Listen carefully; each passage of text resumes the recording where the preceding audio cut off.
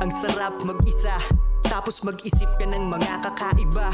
Habang nakikinig sa paborito mong kanta, ikaw lang at sarili mo ang nagpapasaya.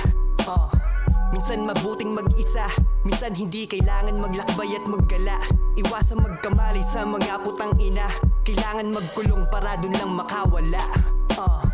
Nakakatakot maglakad, baka alam nila kung ano yung nakalahad.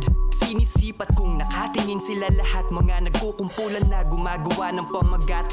Pamagat na malayo ang nilalaman. Malakas sila manggulang pero di sila lamang. Malamang hugas kamay ang mga yan pag naglibang. Madalas yung katabi mo pa itong nagbibilang, nag-aabang ng mga mali mong desisyon. Minsan di na alam kung saan ka poposisyon. Yung akala mong magbibigay sa iyong inspirasyon, kadugo mo pa maglalagay sa iyo sa depresyon. Ang sakit ng pangyayari, ito ba yung realidad na kanyang sinasabi? Kaya pala ang daming bumigay dahil sa dami ng problema at dagdagan pa ng mga sumalbahay sa iyo. Tandaan mo nandyan ang iyong sarili, kasama mo palagi. Minsan hindi mo na kailangan pa magsabi, kausapin mo na lang iyong sarili. Kung wala ka ng tiwala sa marami, nandyan naniniwala ang iyong sarili. Kung nilisan ka ng dati mong kahati, sarili mo lang din ang mananatili.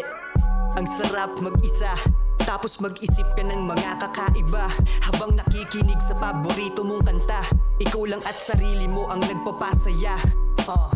Minsan mabuting mag-isa, minsan hindi kailangan maglakbay at maggala. Iwasang magkamali sa mga putang ina, kailangan magkulong para dun lang makawala.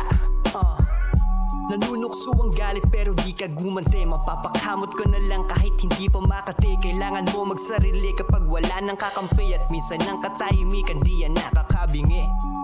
Lumayo ka muna sa mapang-api, alam kong meron ka at isabay mo sa kape.